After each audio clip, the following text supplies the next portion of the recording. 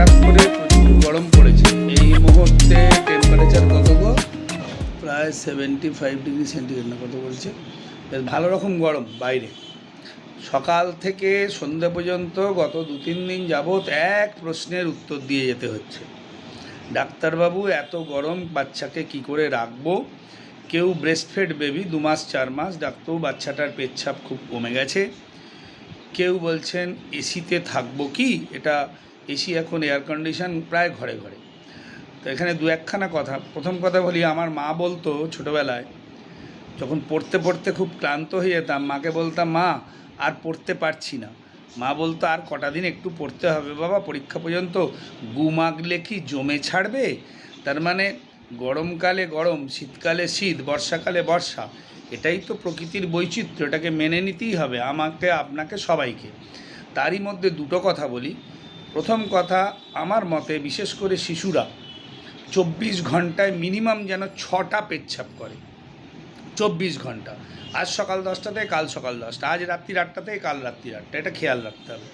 যদি নিওনেট সদ্যজাত বাচ্চা পেচ্ছাপ কম করে, 12 ঘন্টায় 2-1টা করে পেচ্ছাপ করছে, প্রথম কথা আপনি বাচ্চাটাকে ঠান্ডায় রাখুন, ঘরে একটু ভিজে কাপড় ঝোলান, দোতলা একতলা ঘর হলে ছাদে খড়পড় চাপান বা থার্মোকল চাপাতে পারেন।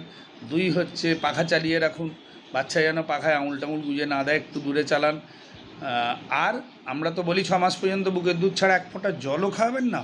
কিন্তু যদি পেচ্ছাপ কম হয়, আপনি একটু জল খাওয়াতে পারেন। যেই পেচ্ছাপটা আবার আস্তে আস্তে 24 ঘন্টায় 6টার বেশি হতে শুরু করবে, তখন কিন্তু আপনাকে জল উইথড্র করে নিতে হবে।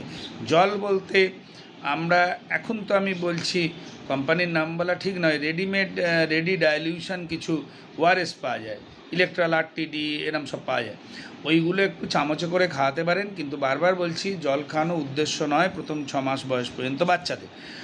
আর বড় যারা বাচ্চা, তাদের একটু লস্যি খাওয়ান, বিভিন্ন ধরনের শরবত খাওয়াবেন। নুন চিনির জল আমি অন্তত খাওয়াতে বলি না।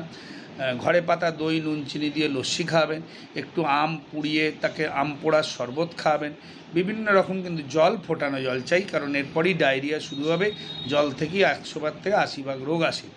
আর বড়দের ক্ষেত্রে আমি যদি বলি এই কথা যে আপনি গরমে বেরোবেন না, আপনি ঠান্ডায় থাকুন, দিনের কাজ দিনে করে নিন, খুব বোকা বোকা কথা হয়। এ কথা তো ওই টিভিতে বড় বড় রাজনৈতিক নেতা, বড় বড় বুগনিবাজরা এইসব কথা বলেন, কারণ তারা অর্থনৈতিকভাবে সামর্থ্য না। যে মানুষটা টোটো চালাচ্ছেন, যে মানুষটা ডোমজুর বাজারে বসে বেলা 12টা পর্যন্ত সবজি বিক্রি করছেন, তাকে কিন্তু গরম সহ্য করেই এই কাজটা করতে হয়। তার এই উপায় তো থাকবে না, রুজি রোজগার বন্ধ হয়ে যাবে। তাহলে তাদেরকে বলবো, ঘাম অবস্থায় ঠান্ডা জল অ্যাটলিস্ট খাবেন না, বারবার জল খান, চেষ্টা করুন যতটা নিজেকে একটু ছায়ায় রাখা যায়। কিন্তু গরম সহ্য করেই কষ্ট করতে হবে। তবে গরম অবস্থায় বিশেষ করে বরফ বা ঠান্ডা জল খেলে ঠান্ডা লেগে যাওয়ার চান্সেস বেশি থাকে। আর ঘাম অবস্থায় গিয়ে যেন চান করবেন না, ঘাম আগে শুকিয়ে নিন, চান করবেন। আরেকটা বার্নিং প্রশ্ন হচ্ছে, এসিতে শোবো কি শোবো না? শুনুন, আমি একটা কথাই বারবার লোককে বলি, আমি নিজে তো এয়ার কন্ডিশন ঘরে থাকি, সেটা বড় লোক হয়েছি, অনেক দিন ধরে প্র্যাকটিস করছি, ডাক্তারি করছি, রোজগার বেড়েছে সেই জন্যে, এবং করতে করতে পুরনো একটা এসি নিয়ে গিয়ে ঘরেও লাগিয়ে নিয়েছি, যার ফল কিন্তু মারাত্মক। এসি ছাড়া কোনো হোটেলে গিয়েও আমার থাকতে খুব কষ্ট হয়, আমি নিজে বুঝেছি।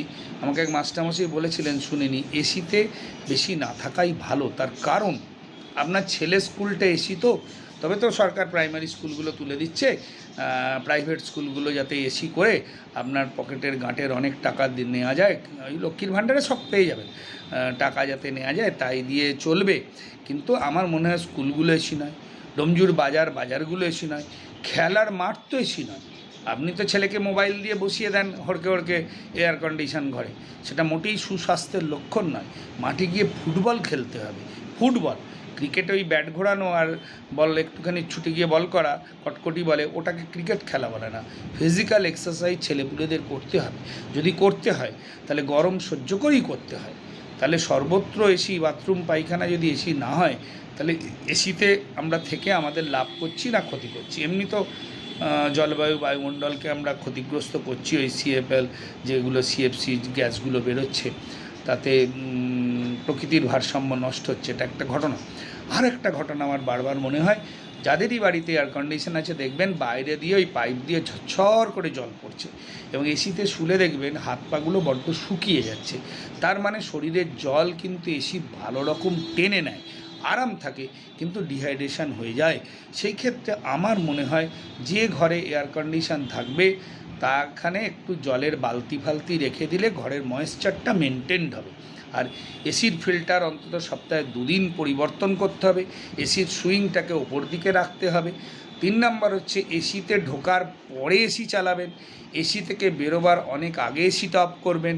আর একটা কথা মাথায় রাখুন, ওই 18, 16, 20, 22 এসি চালালে কিন্তু হিউজ কারেন্ট পড়ে, তাতে কাট অফ হয় না। কারণ বাতাসের যদি বাতাসের টেম্পারেচার যদি 30, 35, 40 হয়, তাহলে কখনো ঘরের টেম্পারেচার এয়ার কন্ডিশন 20-তে নামাতে পারবে না। ন্যাচারালি এসিটা সারাক্ষণ চলবে।